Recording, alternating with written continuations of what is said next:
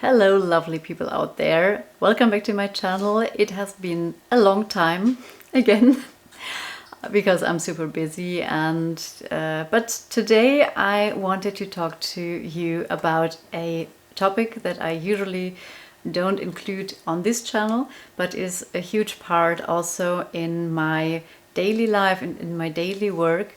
And this is a topic of sewing and also of personal development, character development, and how we can use sewing, costuming, theater, cosplay for self-empowerment, shadow work, and such things. And today I'm going to talk to you about this. If you're new to the channel, my name is Anna, and this channel is all about sewing, historical sewing, theater clothing, theater costume concepts, and so much more. And yeah, if you like sticking around, maybe consider clicking on the subscribe button. Today we are looking at two separate concepts. The first one is self-expression in creativity and also within sewing, costuming, and also in the clothing of your daily life. Because maybe you know the saying that clothing is your second skin. And there's also an addition to that saying that clothing is our social skin. Because we can see a lot of different aspects in the clothing. Not always, because we are not always consciously clothed, but in, let's say, 90% of the cases that people dress up, then we can have certain insights in their character, in their belief systems, in their social status, in everything that is very subtle, but we recognize it. And once we are opening our eyes to those aspects, we can't unsee them. So let's do the first analysis of clothing. If you dress like 90% or 99% of the folks around you, then we see that you are more in a group. And we see a lot that people have the tendency to feel depressed or not fitting in, not belonging. So how do we change that? Let's do a quick mind game. Let's say you are in a group and everyone is dressing kind of the same, and you are seen as a group, and you have the feeling, I'm a little bit more individual, and I long for being a little bit more expressive with my clothing and within also my personality. And in favor of this mind game, you say, oh, I think sewing is something very interesting, I want to learn that.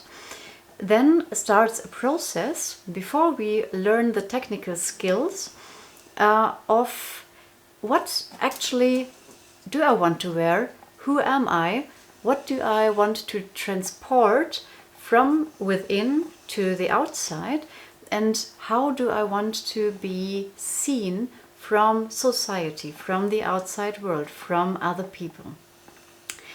And you start being more creative. You learn the technical skills, and usually you start with the ones that you know. So you recreate t-shirts or blouses or trousers or something that you already own. And with more confidence in the technical skills, you also start being a bit more creative, adding some sleeves that you usually wouldn't wear. You play with buttons, you add clothing, or you add closures that you probably also wouldn't get in the store, because what's the point of doing your own clothes if you can have the same clothing you sew from Primark or whatever store you buy them. So you get a little bit more expressive. You start choosing fabrics that reflect also a little bit more of your personality. So you can have a full out color analysis and how this shapes your character. So now you created that, you get more creative, you get more confident in your skills, and now you are going to wear those clothings out in the real world. Now there comes the thing. You have to be confident, more confident in being with yourself. And this is a huge step that a lot of people do not see. If they see, oh, there is someone sewing their clothes, it's a nice hobby. It is so much deeper than this, because you can shape your whole belief systems with it. You can transform belief systems that are unhealthy, like I can't do that, I'm not worthy, I can't blah blah blah blah blah, all this jazz. You transform it because you learn technical skills, you express more, and this builds confidence, this builds self-esteem, this builds resilience. And this is such an amazing way to also get to know you, because if you don't know yourself, how can you make healthy decisions for your life, for your spouse, for your family, for your friends? How can you do that if you don't know yourself, if you don't know your characters, if you don't know what moral code you follow and what is your priorities in life? So sewing has a so much deeper level to it than just I do some nice blouses and dresses. But that's the thing that I wanted to talk about first. So now let us go into the second topic, which is also more interesting for all the costumers and the cosplayers and the theater folk. And this is shadow work in cosplay and theater.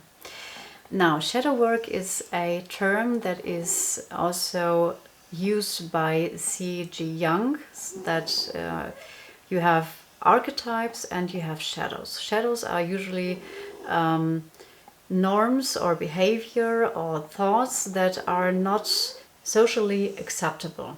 And we just cannot get rid of them because they are implemented in our personality. And also C.G. Jung did say something about if you suppress the shadows, then they will come up with much more force than they would come out if you just integrated them in a healthy way.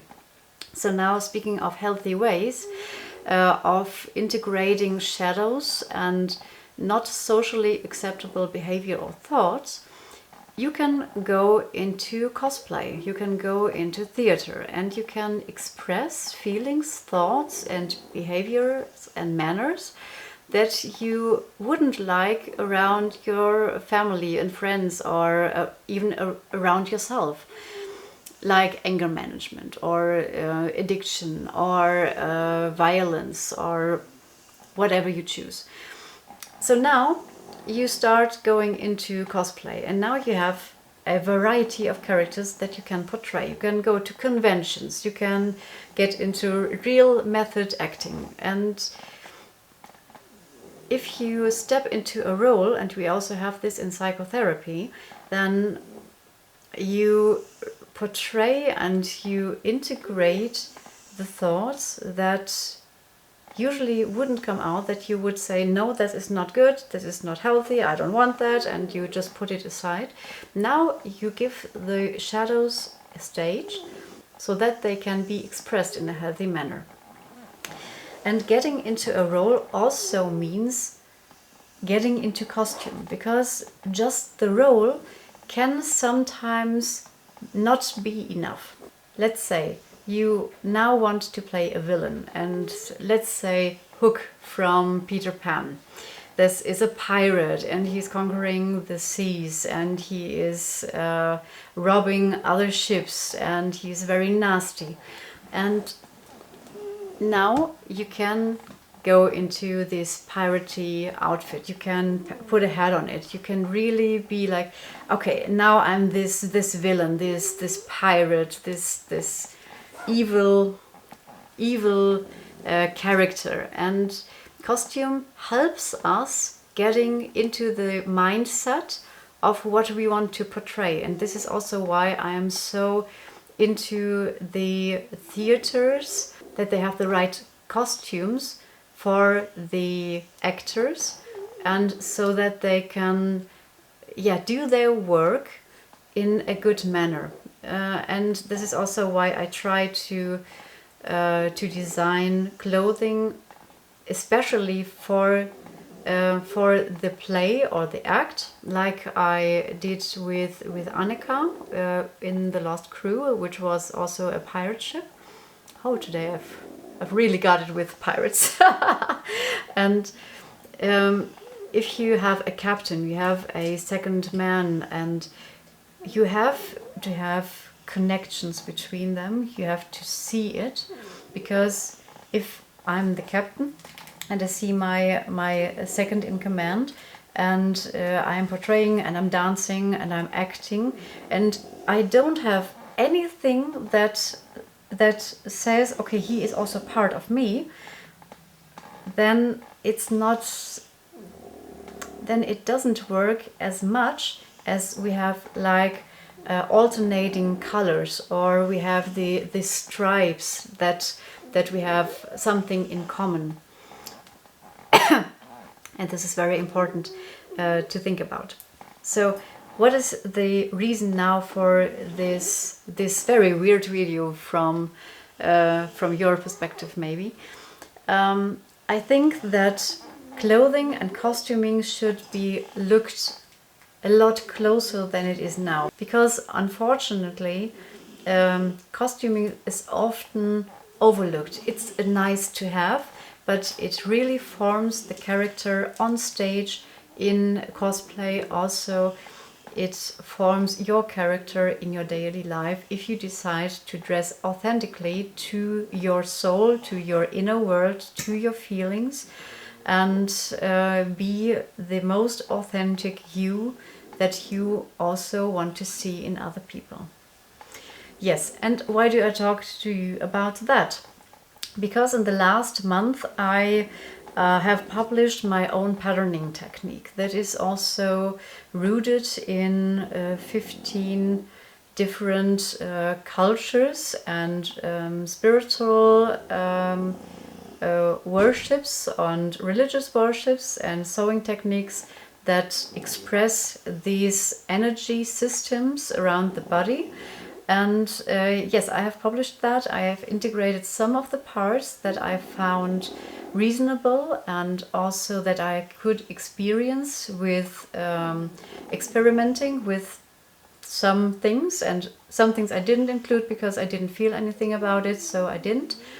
And I also wrote a book, my first book of this series. It's The Magic Behind Sewing, Volume 1, because it's a 3-part book, and this is the first one. This is a foundation work. It also picks on the topics of your energy system, how you transfer and transform energy within yourself, so that you can balance your different traits, like your anima and your animus, so your male and female aspects of your soul, onto a healthy level, so that you can be in a healthy relation to your surroundings, to your family, to your friends, to your co-workers, to whatever you choose to have a relation with.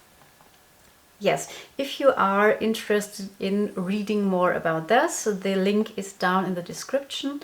This is also available in English, and also the course of my own patterning technique is also available in German and in English. So every course that I publish is always in English and in German. So if you are more on the international side, you are welcome to join the team. Okay, for today that's it, and at the moment I am preparing a piece of the costume of Poseidon, but I also include this in a costume and the clothing of a female Poseidon, and this will be the next 2 projects belonging to the series of Epic. I did so much material collecting for this, because last time when I was recreating Aeolus from the animation, I wasn't too happy about that because it's just not what I would have done, and probably I'm going to do this also again, and I redo it, maybe, I'm not so sure, but we'll see. And now the next one is Poseidon, and a female Poseidon, and the nymphs and Circe. These are the next projects, and I'm very looking forward to it. But Poseidon takes a lot of work because I do this also with natural materials, so I use horsehair canvas, and this is very difficult to do, and it takes a long time because the preparation of a costume takes usually more time than the creation itself, and here the creation is very difficult. But I wanted to have a full blown out costume for Poseidon, and yeah, this is going to be the next project. Okay, so with no further ado, I will leave you now for this. If you haven't subscribed yet, please do. This helps me a lot for feeding the algorithm, and if you liked it, leave a comment on what is your thinking about your personal clothing, and would you like to do your own clothing, and what would it be if you do not already dress yourself as your authentic being. Okay, I wish you a wonderful evening or day or whenever you see this, and bye bye.